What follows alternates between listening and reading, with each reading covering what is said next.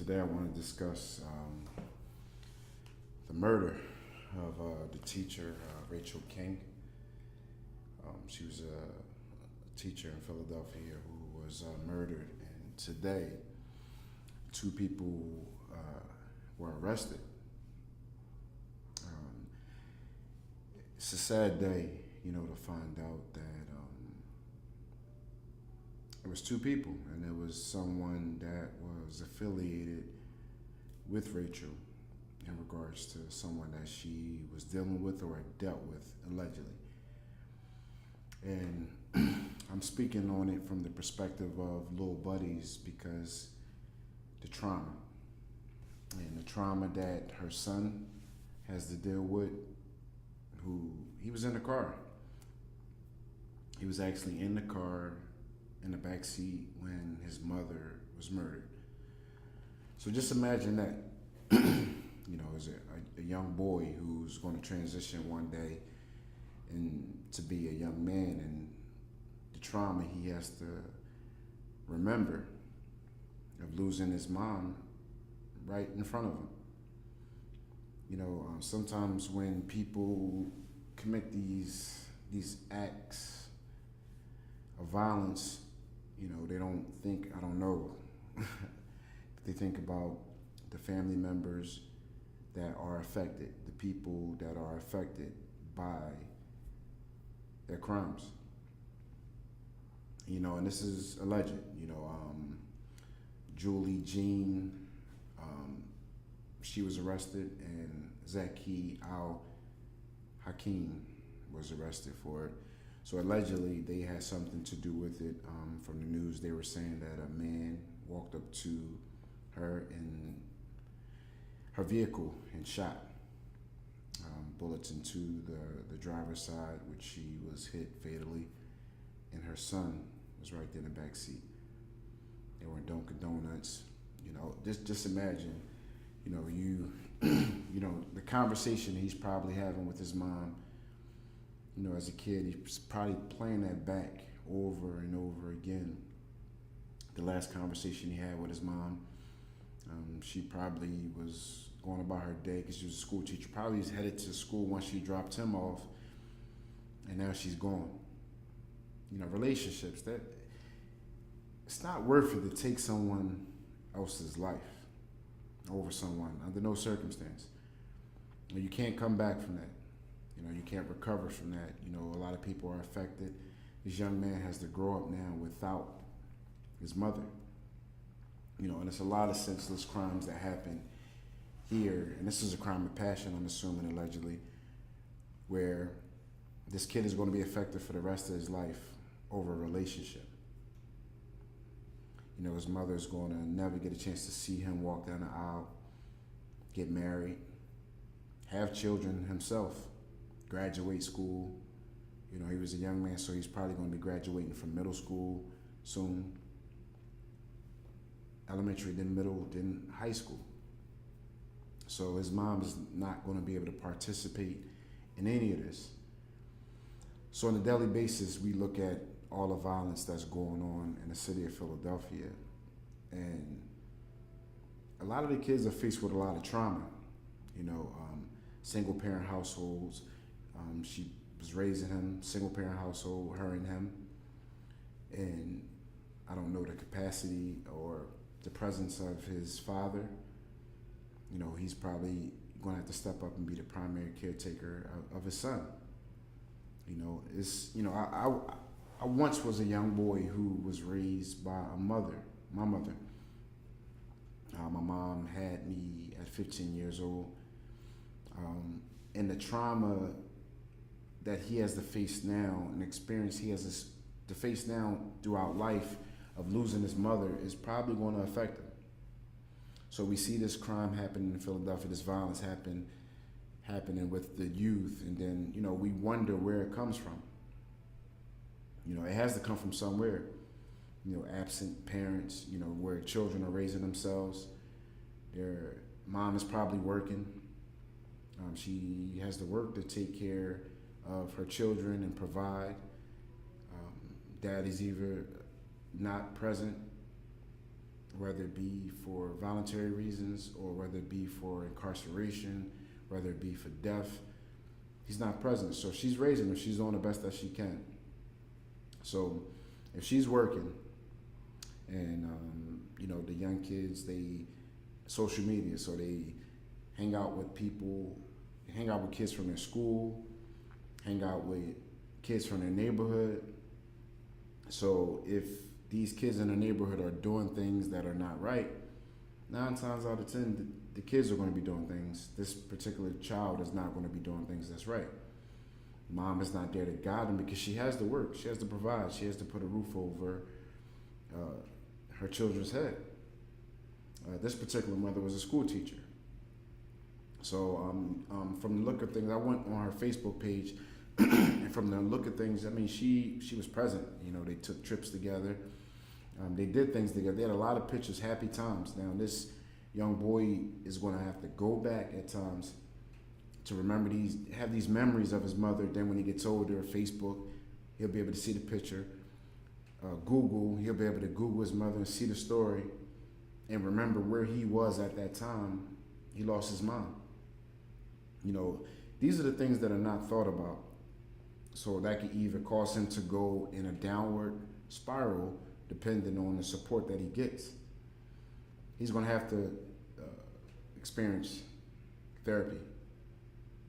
He's going to have the presence of his family to support him.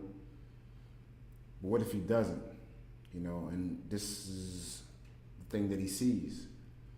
Does this become him when he get older? Does he act out violently because of what happened to his mother? At that place in his life, he's not able to understand his emotions.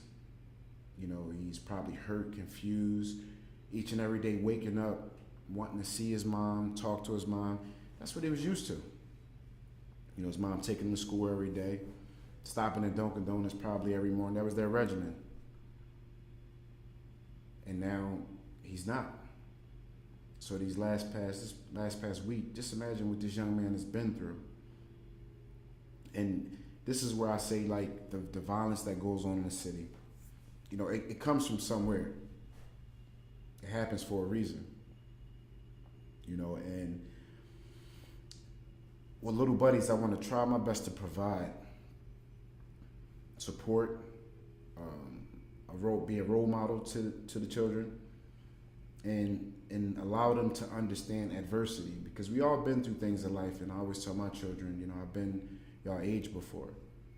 We've been our children's age before, and we're here now. Sometimes they don't understand that while we're saying it, but then they understand it when they get older, or when they go through things where they're able to sit and observe and understand the things that we have said. Because I've been in that case. I've been in that place before with my mother. My mother would always say, I lived in Southwest Philadelphia, 57th and Warrenton to be exact.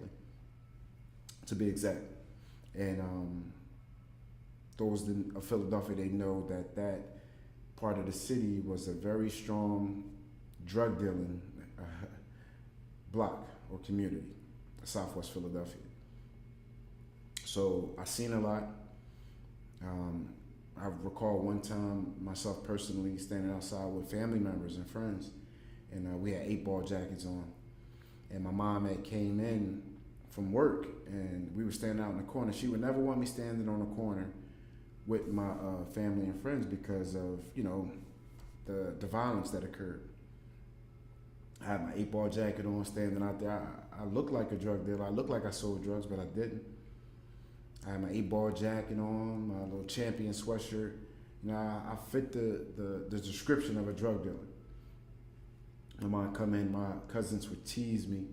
I remember my cousin Karan would tease me, my brother Rez. They were like, you got to go inside and do your homework. And she was strict about homework, making sure my homework was done because I played basketball. So she wanted to make sure all my homework was always done, my chores were done. She came in this one particular day and was like, your homework done? So now I got to leave them. They laughing and joking. They standing outside. I'm like, man, because the girls would come up to the corner and talk to us because, the way we looked. And they knew what was going on in the corner in our neighborhood. So they would come and our neighborhood would get attention. So I had to go in this particular day and make sure my homework was done. Well, actually show her my homework because I told her it was done. She made sure the kitchen was clean. That was my responsibility. And then while we're in the kitchen, we heard gunshots. And then we ran to the door and I seen one of my friends laying on the ground, and another friend was around the corner laying on the ground. Two of my friends that got shot. They both didn't have their jackets on anymore. And, you know, for me, that was, I think, my hedge of protection, my mother, always watching over, protecting, and things of that nature. And now this young man is not going to have his hedge of protection anymore. You know, just imagine if my mom didn't come in at that time to say, come on, make sure your homework is done. Make sure your chores are done. I possibly could have been shot. You know, then come to find out, they came to rob the corner. And some people gave up their jackets and some people didn't. Some people tried to run. And that's the consequences of it. When you look that far and you are a part of that lifestyle, there are consequences that come along with it. But there are no consequences that this young man should have had to experience. Typical day for him, spending time with his mom, Dunkin' Donuts parking lot. The vehicle they showed online, you know, was tinted. So whoever did this knew her vehicle, probably followed her, and it was her demise. You know, I could only imagine what that young man is probably experiencing or experienced at that time, just seeing that. You know, thank God that they didn't take his life as well. You know, he has a chance to grow prayerfully, you know, and prayerfully he gets the support that he needs so he doesn't suffer daily. Because watching your mother, your mom, you know, and like I said, from the look of things, I didn't know her personally. We came across each other, and she actually came to one of our events, and come to find out, which was like traumatic for me, which is why, you know, I'm talking about it here today. Came to her, we had a basketball event, and she came, a free clinic for the kids, and she came. And she lived in the neighborhood. So to know that, I'm like, wow, that's shocking, you know, and I want to try to help and support the young man as much as possible. You know, he has a biological father, and prayerfully, like, he'll be involved and support his son and be there for him and be present in his life. Because now his mother, who was present in his life, is no longer here to be present in his life. And a lot of the crime and the violence that's going on with the youth today, I believe, is because of the absence in these young people's lives. They're held responsible for raising themselves, all because of the brokenness. You know, mom and dad is not together. That's broken households. You know, the one thing I do adore about family is togetherness. You know, I wish, you know, that my biological mother and father could have been together. You always wish that. You always want that. You know, that's one thing you want to see. You wake up as a kid and see mom and dad together. You know, Christmas time, you know, you wake up and you go in mom and dad's room and say, wow, like, the Santa come. You know, some of us believed in Santa Claus, some of us didn't. I did for a period of time, but then, like, I caught my mom putting toys up. Or one day, she went to Kitty City in Toys R Us, showing my age. And she put the bags in the trunk of the car. And she asked me to get something out of the car, but I popped the trunk. And I seen all the Kitty City and Toys R Us bags. I'm like, man, she made me make a list for toys. And the whole time she went and got them and bought them, because I seen the receipt. So I played along with it. So Christmas time come, Christmas Day, and I run downstairs and, oh, look what Santa has done. The whole time it was her and my dad. I was blessed. I didn't. My biological father wasn't. He was there financially, but he wasn't there physically. But I had a dad, and that's the blessing part about it. Some people don't have a dad; they just have a broken household where mom is just raising them, grandparents are raising them. I have a friend now who he's a man and he's raising all of his children. Just think about that. Like normally we look to the women as the primary caretaker. Why is that?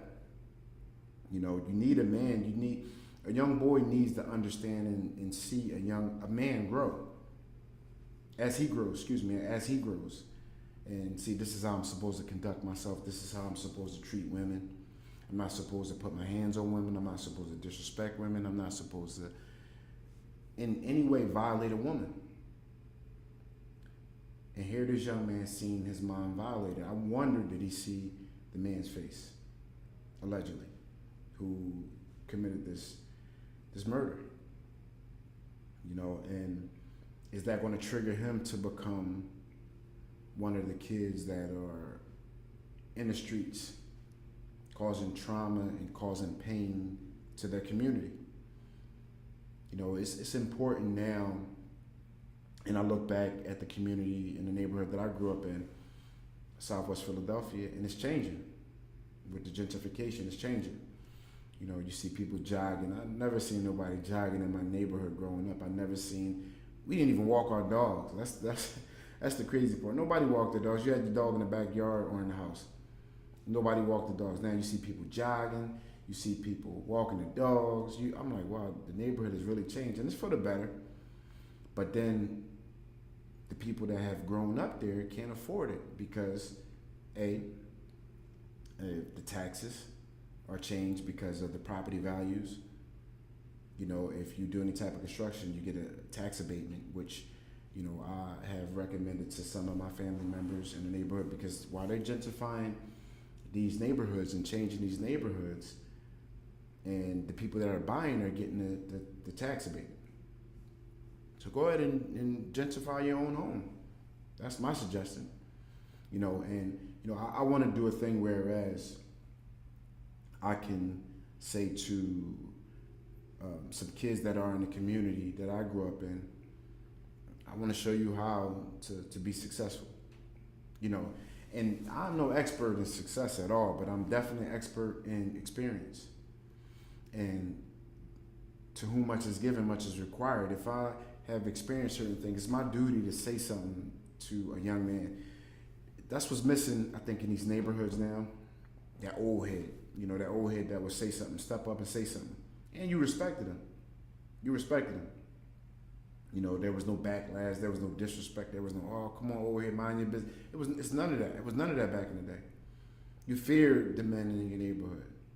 They were assertive, they were direct. If you were doing something wrong, I seen neighbors spank or hit kids, and they were allowed to, and that's the type of relationship that their parents had with them. If you see my child doing something wrong, you're allowed to grip them up. Let somebody do that now. And a lot of people are not quick to say something because of that. It's the mentality of these young kids. A lot of them are getting high. A lot of them are using drugs, selling drugs, and destroying the community because of it. There's so many young people in the Kensington area now, strung out on drugs. There are so many young people in other parts of the city. It's a coping mechanism. Whereas, as a kid, I never ever done drugs, never alcohol. I think mine was women, and I think genetically that was my issue. I got that naturally, that was my preference. I liked the girls as a young boy. I liked the girls. So I like to dress nice and look nice. So I wasn't interested in really doing anything wrong and play basketball. That was me.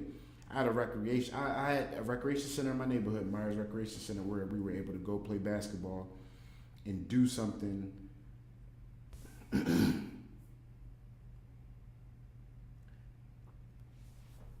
positive. I was able to do something positive where I can box. I could play basketball. I could do things that play football too, but I could do things where it took up my time. Whereas when I came home, I'm exhausted. I'm tired. I don't want to do nothing else but rest. Shower and rest, eat dinner. I had to be in by the time the street lights went off. That was what it was.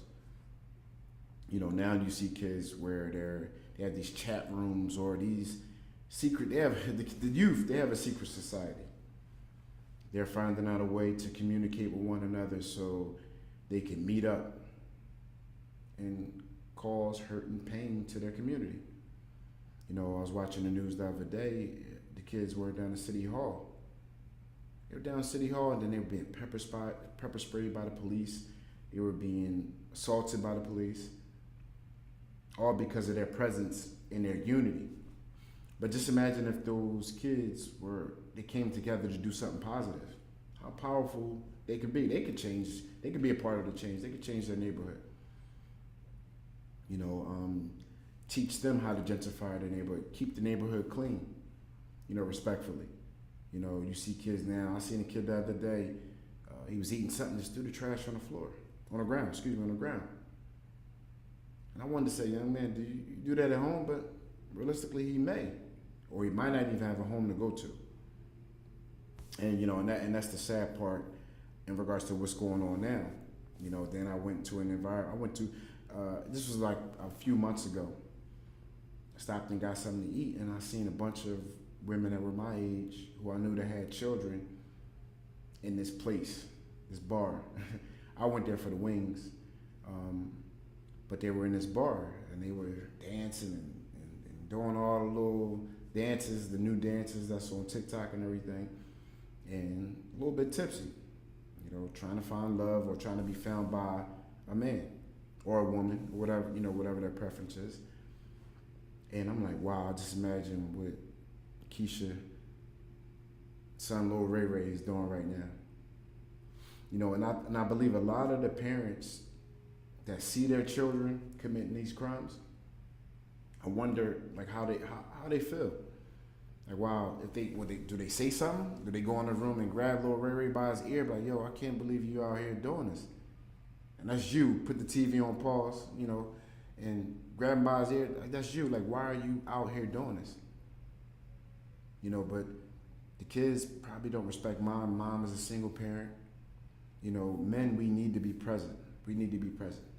We need to find a way to be present in our communities where we're stepping up and doing positive things where the kids, the young men and women can see. They have someone to look up to. Because I feel bad for this young man who I wonder what his life is going to be like. I wonder what type of support he's going to have. And that's one of the reasons why, I created Lil Buddies, for numerous reasons. Health reasons for children, mental reasons for children, to be a role model to children.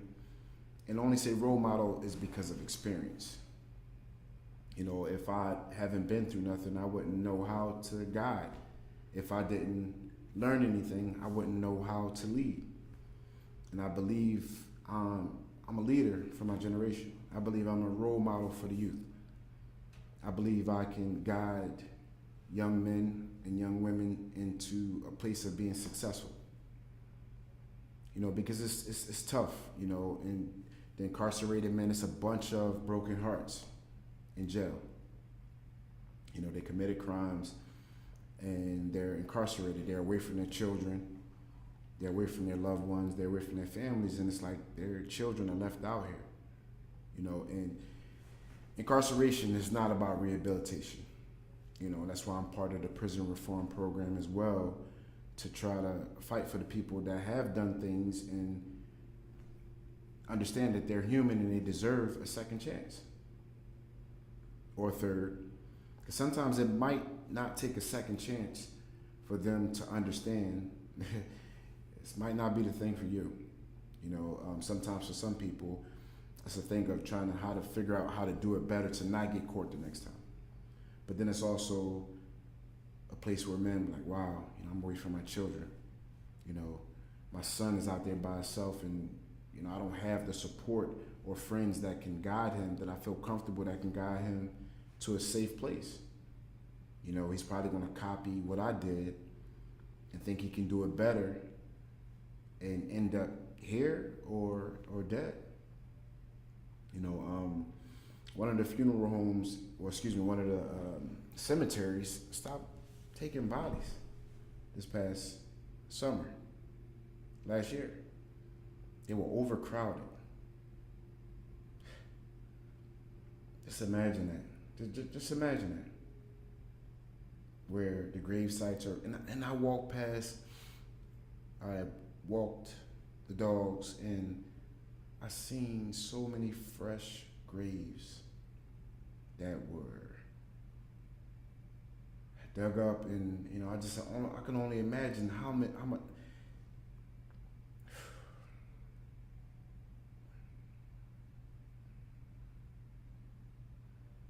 much talent, how many blessed people or should be blessed people are in these graves.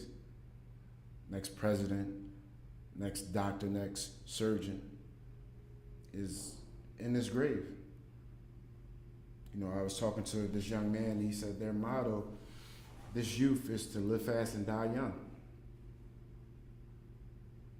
Live fast and die young, huh? It's a blessing to be the age that I'm at and to seeing all that I've seen. So now that I've made it this far in life, I want to guide a young man or a young woman to get to this place, so they can see that it is okay to grow. It's okay to get old. It's okay for your back to hurt. It's okay to gain weight. I don't have the 6-pack I had. I don't even want the 6. I just want to get back to the 2-pack. Because I like the dad body a little bit, because I feel a little bit stronger, and I just want to walk around on the beach without my shirt on again, like I once did. But being mentally in a place where I can help a child, help someone not go down the path of death. We all have to leave this place one day in time, but no parent should have to bury their child. But a young child shouldn't have to see their parent buried either. This young man, probably in a few days, probably this weekend, is going to be going to his mother's funeral. He's going to be going to his mother's funeral. And just think about what that possibly could do to him. He didn't see it. Well, he was with his mom that day. He watched his mom leave this earth. And for these past week, he's been without his mom. Now to see his mom in a casket. See his mom in a casket. That's tough. And I'm going to try to do this once a week where I can come and talk about, maybe daily, depending on what's going on. Hopefully I don't have to do it daily when it's talking about negative things such as this, but do it daily, from the perspective of coming on and talking and having guests. I have friends, women who've lost their son, who buried their children. Buried their children. One was in high school, one was about 21, 22 years old. The other one was a boy. And all he did was defend himself, and he boxed. So that made it so dope back in our day, right? I boxed and I played basketball. So that was my defense mechanism, knowing how to fight. I didn't have to pull out a gun to defend myself. I didn't even have to threaten nobody with knowing how to fight. Because one thing boxing does teach you is discipline. So I know what I'm capable of doing. So that was a surety for me. Like, I could defend myself. That was always my motto. Just don't hit me. Don't hit me. Say whatever you want. I'm gonna remain calm. But if you hit me, I'm gonna go. And these young kids today don't know how to fight. Half of them are high.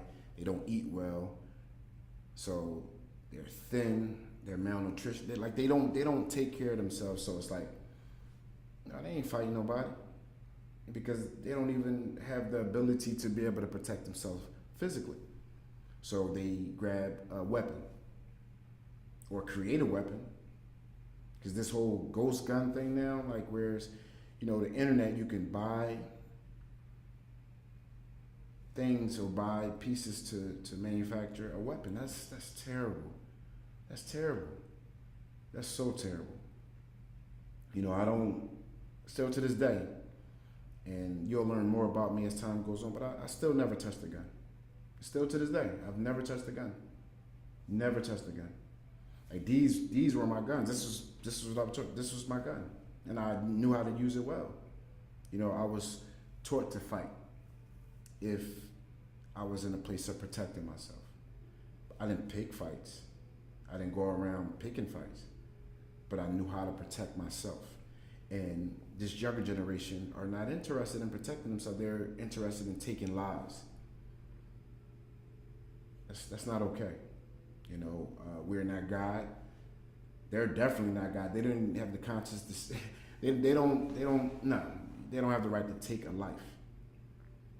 All for a misunderstanding. Words on the internet. Words on the internet.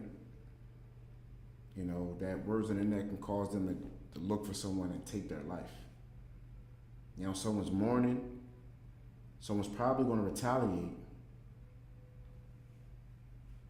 And all it is a trickle effect. It's a vicious cycle that goes on in the neighborhoods, in our neighborhoods, the black and brown community. You never hear in the Jewish community, nobody killing. They're not killing each other. It's unity. It's unity. The Asian community is unity. The communities that are around the surrounding areas is unity. I'm not saying that there are not any issues. There are issues because you hear about things that happen in suburban neighborhoods as well. A mother took her child's life because she didn't want him to have to suffer financially. This was in Delaware County a few weeks ago. I couldn't fathom that. I have children. I love and adore them so much. I couldn't even fathom that. But you never know what people are going through mental health wise. That's one thing COVID did entertain and bring to light mental health. Just think about it. Before COVID, we wasn't really talking about mental health. Mental health was not really, we knew about it in our community, but we kept it to ourselves. Men especially, we didn't talk about things that we experienced or went through. And the sad part of saying I don't look to say this with any ill intent or anything, but you say go to therapy, that was white people stuff. That's what people said in the black community. Therapy wasn't an option. But I'm in therapy. And when I say it has helped tremendously, man, I suggest it to you who may be watching. I suggest it to your children who have been through traumatic experiences. It starts with communicating with our children to find out the trauma that they've been through, being present, understanding peer pressure, understanding the possibility that they could be on drugs, marijuana, because it's becoming legal now where I'm seeing kids on the internet. I've seen he had to be no more than 10 years old smoking weed. I'm like, what problems do this little young boy have where he need to smoke weed to take his take him away from a moment? What is he going through? It's not good. It's not healthy. It's not healthy at all. So as you will see, I definitely would hope that you would travel with me through this experience with Little Buddies. This is something that I always dreamed of, to be able to give back this way, to be able to talk to the youth and give back and inspire. And inspire because of experience. I've been through some things, and in life, real life, and experience is always the good teacher. I told my children I went through something, excuse me, back in 2011, and I told my children I went through that so y'all never have to go through that. I went through that so y'all never have to go through it because I can tell you about it. I can tell you what that experience was like so that way you can say, wow, yeah, I ain't going through that. I ain't going through that. I'm not going through that at all. I don't want to go through that. My dad told me what it was like because my mom would tell me, my mom never had a speeding ticket. My mom never been incarcerated. My mom never, I don't even think I seen my mom do nothing wrong, like literally. So for her to tell me when I was growing up, being around my family, don't hang around them because of what they're doing, I'm like, Mom, you don't know what you're talking about. And me, my adolescent mind, really believed it because I know she ain't never been through nothing. So my duty as a parent, as I grew, was to tell my children the experiences I've been through and why not to do it. My mom just told me, my generation, our parents just told us not to do it. We ain't question it. We ain't asked why. We ain't talk back. And I never got a beating before, but I ain't asked no questions. I knew to respect my mom, and that's the sad part. That's the sad part right there. You see kids interact with their parents and parents interact with their kids. The tolerance.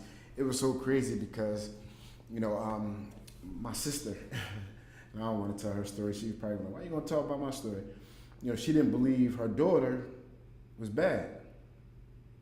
She'd go, I'm about to curse this teacher out. She had a nerve to tell me my daughter was bad. And my daughter be talking back and my daughter, okay. COVID happened. So now she's home with her daughter 24/7. She has to give her daughter these assignments. She watching her daughter doing classes on Zoom. She said, Lord, please hurry up and take this COVID away so my child can go back to school. She bad.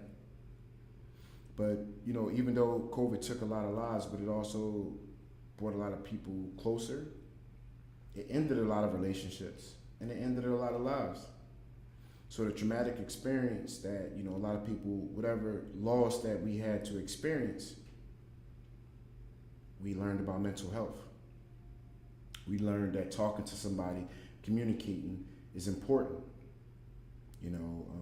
I grew up in a generation where we didn't tell family secrets. We didn't talk about things that mattered to us, meaning like things that we seen. We might have seen something that might have affected us a certain way, and we say, wow, I ain't talking about that. So we hold it in and deal with everything that comes along with holding that information in. We can't tell nobody. We can't talk about it because it's supposed to stay in-house. This secret, this thing, whatever occurred, it has to stay in-house. But what does it do to us? It affects us when we get older as adults because we held this thing in. We seen certain things. We experienced certain things. I seen a lot as a child. I seen a lot. I had two sides of families. One side of the family that was into the streets, and one side of the family that was church going, educated, and I got a chance to experience two parts because, my mom is from Philadelphia. My dad is from New York, Harlem, to be exact. And the Taylors are known in Harlem. They're known in Harlem. So it's like when I would go to New York to visit family members, it's like this persona, this image I gotta live up to because my dad's a Taylor, which makes me a Taylor. I would see certain things, experience certain things. In New York, Philly is Philly and New York is New York. But Harlem is the closest borough, place, city, which is considered downtown, to Philly. The style, the trends, people swore when I came there that I was from there because the way I carried myself. I was always mild-mannered, laid back. I like to get dressed, but that was in my genetics. That was in my DNA. I like to look good. I like to, But the looking good was to cover up, right? Some parts was to cover up because some people like to look good, but it's not covering. See, for me, I realized as I got older, it was the cover. I look good on the outside, but I'm hurting on the inside. We cover up a lot because of the things that we suffer with and we seen. So just imagine now that the youth, the stuff that they're seeing, I couldn't even fathom growing up in this time. I talked to my son. I have 3 sons, right? My daughters, they're pretty much cool, but my sons, I try to guide them. I guide them and we protect them. I guide my sons and we protect their sisters, my daughters, we protect them, right? And by guiding them, I kind of dropped the ball a bit because it's like, man, it's tough raising a girl because the same assertiveness, and I'm used to raising boys. I once was a boy who transitioned to a young man who became a man. I could do this. But the girl part, like, oh man, like I'm soft. Yes, anything you want, you get, like that type of thing. Whereas like, that kind of sets the bar high, but does that hurt them relationship wise when they get older? Because if they come to me, Daddy, I need, or whatever it may be, do they go to Ray Ray and Leroy the same way to get what they want? Or are they raised to know how to go out and get? Because one thing we respect about women this day and time is the ability to be able to have a goal and a plan and be accomplished, and whatever we can add to, it makes it better. Because a family, is a great thing. The dynamics, whether, if your partner is a stay-home partner, if your partner is a go-getter out there making things happen through occupation, through work, through a job, or they're an entrepreneur. But it's always better to have 2. That was always my goal and plan in life, to have a partner where it's like, man, we can go out and make money together, do things together, and our children can see this and be like, wow, okay, that's how it's supposed to be. One thing about my mom, she always made more money than my dad, the man who raised me, but she never made him feel less than a man. And that's one thing I always respected about her and adored about her. I'm like, she was in real estate, she worked at the hospital, so when I got old enough, I was like, I'm gonna go. I moved out at 17, and I'm like, I'm gonna go. I'm gonna go accomplish some things. And, I was a parent at a young age, so I think that right there too in itself made me grow up a little bit faster. I stopped going out. Like I haven't been to a strip club in years. I haven't done certain things in years, probably in my 20s when a lot of people were just starting out, because I was a parent. I don't understand how I did it, but, I worked so much because I had a lot of children at a young age where the one thing that was missing with them was time, right? And with brokenness, I'm catering to different households. That's why I understand why God says, save marriage for sex. Save marriage for sex, because you don't have to develop and create brokenness. Because here I am now, always wanted, or, just like still to this day. It might sound crazy to be in my 40s, but still want to be a parent again, because you know what? I want to see what it's like to be able to have a child, watch it grow in a mother's womb. Child is born, grow with it, guide it, lead it, care, nurture, send him or her off to college, and like, wow. That's one thing I never had a chance to do with my children, was be there, from the beginning until, I tease my time, I tease my children. We are in a group text. And I tease my children at times to say, I try to make a fun out of it, a laugh out of it, a joke out of it. I gave you all a gift. Everybody got their own mind. To not make it seem so bad, because it was what it was. But the good thing about it, the blessing part about it is I have a lot of children by different women. My dad had a lot of children with different women. My grandfather had a lot of children with different women. There's so many Taylors running around in Harlem because of George. His father did it. His father did it. But the pleasant part about it is, my children broke it. My children broke it. My youngest son is about to go off to Georgetown, go Hoyas. Wish he'd went to Villanova, but he's going off to Georgetown.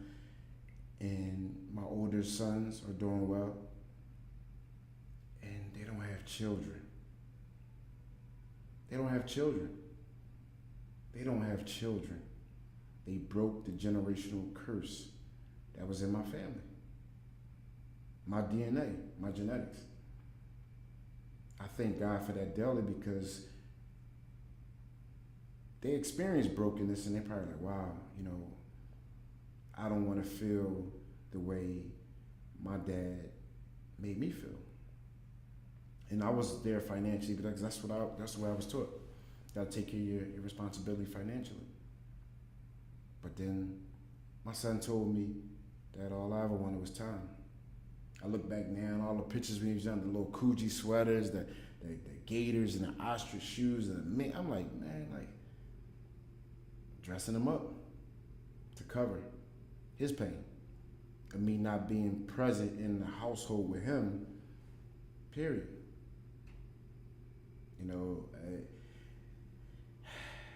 We don't think about that with these kids, I think,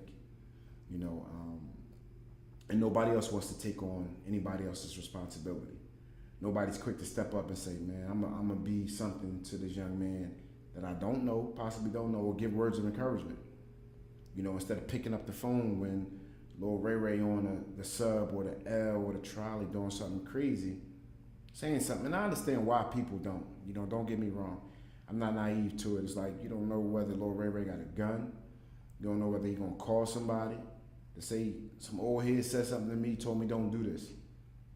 And if he got a fickle family, a family that's not in their right state of mind, what you say to my son, or what you say to my nephew, what you say to my now it's drama. All old head tried to do was just be something to him, give him words of encouragement, prevent him from going down a path that he already know about because he'd been his age before.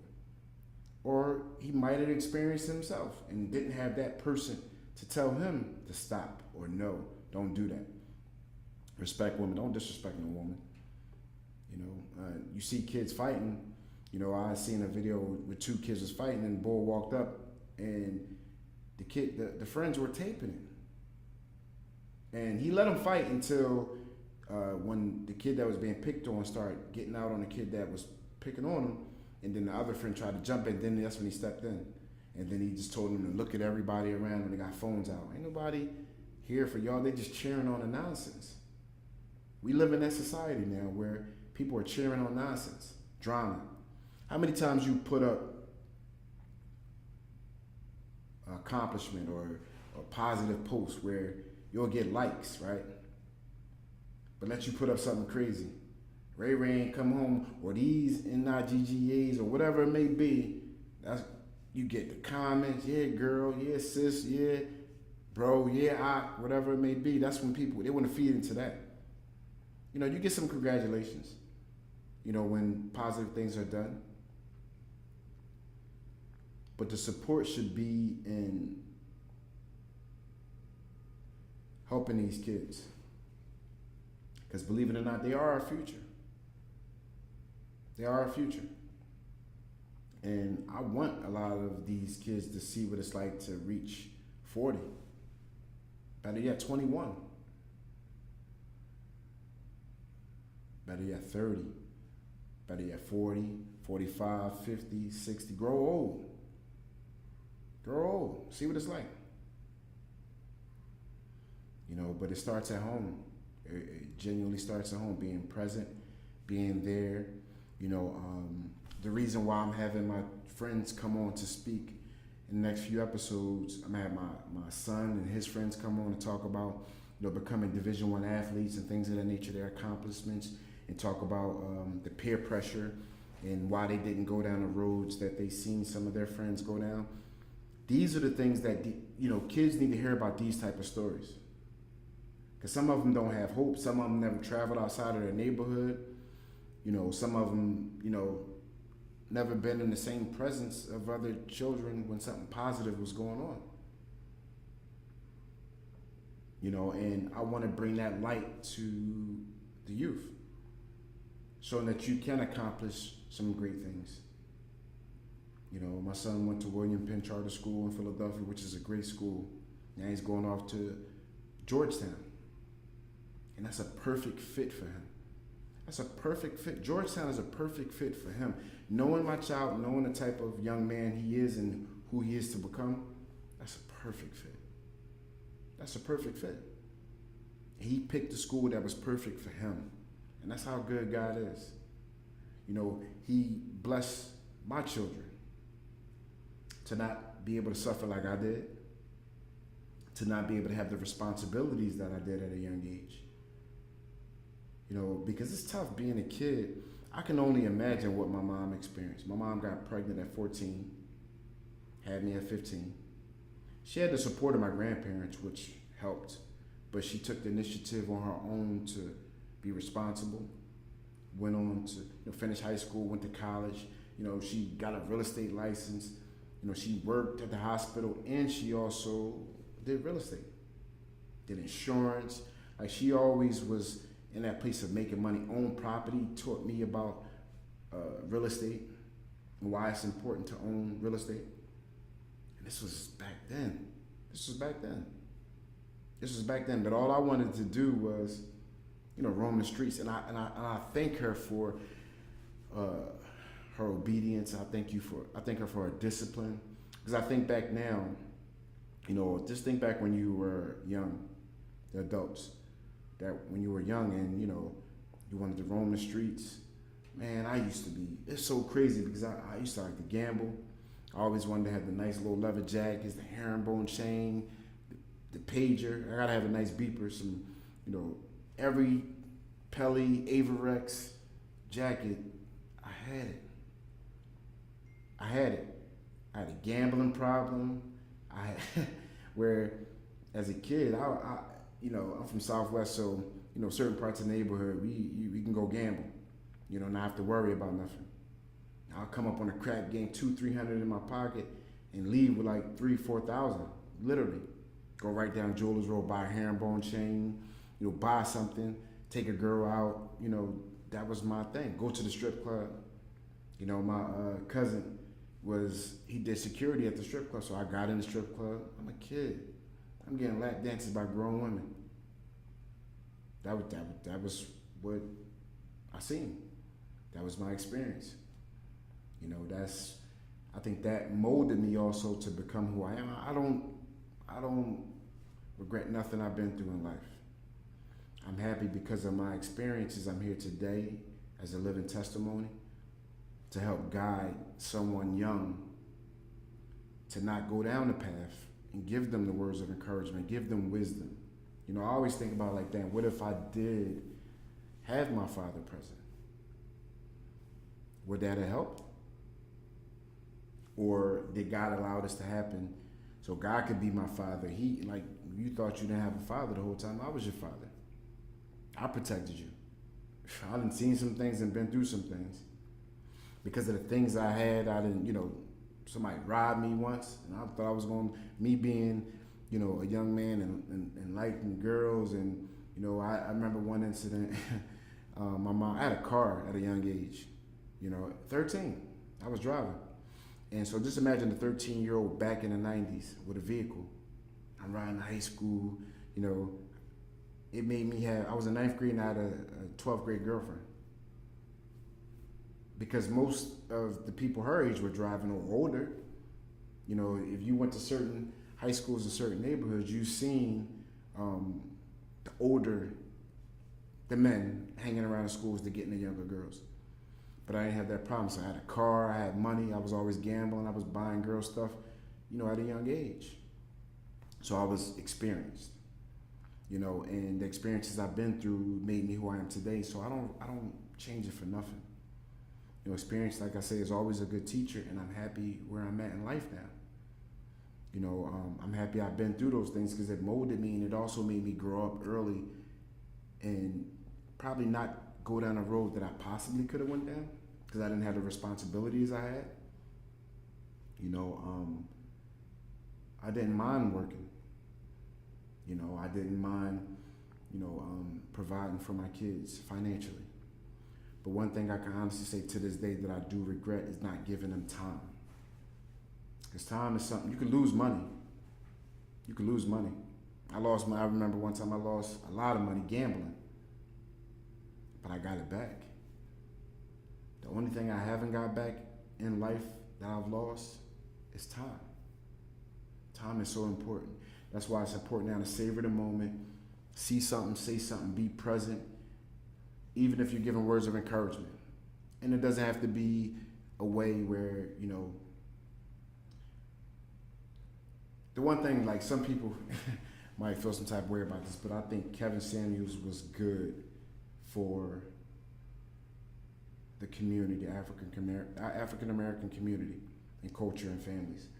Because one thing he was trying to instill was togetherness and getting back together. Because a lot of men and women were living beyond their means and expectations and, yearning for certain things. Whereas if you had a child by this woman, try to fix it, try to work it, try to be present in the child's life and be there, and then he left.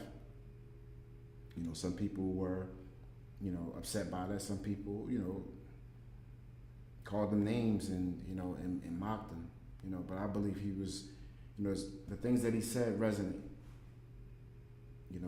Some of the things I can relate to, some of the things I say that, because nobody's perfect. Even some of the things I might say now, you agree or you don't agree, you experience or you haven't experienced. And I'm just sharing mine. And I'm just talking about Rachel King, who lost her life, and her son, who has to, deal with this for the rest of his life. For the rest of his life. It's nothing like a mother. We're fathers. We're fathers, we're dads. But it's nothing like a mother. I'm telling you that as a man, it's nothing like a mother. Women mean so much to us, and I've learned women because of my mother. I was nurtured by my mother. I was nurtured by my grandmother. I had that. And I was blessed in my circumstance to have 3 sets of grandparents, 3 grandmothers, 3 grandfathers, a father and a dad, and all my siblings, their mothers. So it takes a village. So we had a village.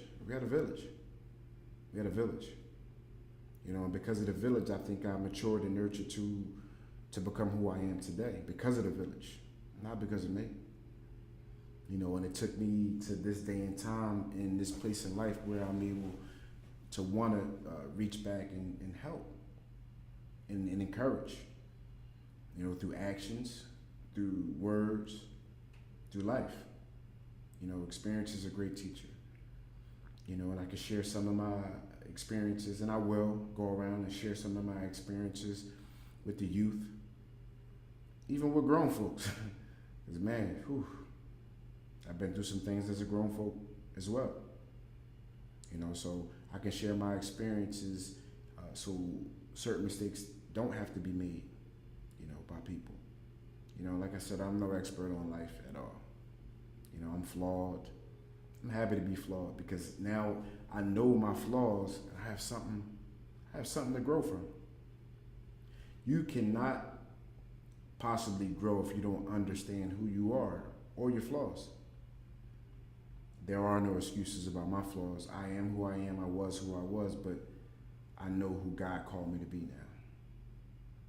And that's what I'm looking forward to be and become. So when I do leave this place, because we all will leave, gotta say, well done. That's it. And my legacy will be here where some young man or woman, but y'all remember when old head he dropped some jewels on me. He showed me how to do this. Everybody has a story. I'm a great writer. I'm not a good writer, and I don't say this out loud to myself, but this is what I've been told. But, that's my gift, right? So now I'm using my gift wisely. I used to use it back with the ladies when I was a young man. I would never write, would you like to be my girlfriend? Yes, no, maybe. I was smooth. I I like the way your red barrettes match your shoes. I like the way your eyes look when your hair is in the. You know, I was good with words. I was a wordsman as a young. I ain't gonna go there now because I ain't gonna show my skills, but I was vicious with it, and which caused me to have a lot of children by a lot of different women. You know, and they're blessings. No mistakes. They're blessings. God knew they was going to be here before I did, before I even existed, and He used me to create them genetically. You know, God is our Father. We are all from Adam. You know, so I want to be that light that can hopefully shine and guide my children, their children, your children, or anybody else that's willing to listen and hear my story, hear my experience through little buddies. So that's my goal and my plan. So I look forward to speaking with you or speaking to you through this platform and many more, maybe in person, things of that nature. But you know, I definitely want to, you know, share my experience and support, guide, counsel, whoever's willing to listen. So I am Hassan, and I'm from Little Buddies. I look forward to seeing you and speaking to you soon. Have a great evening.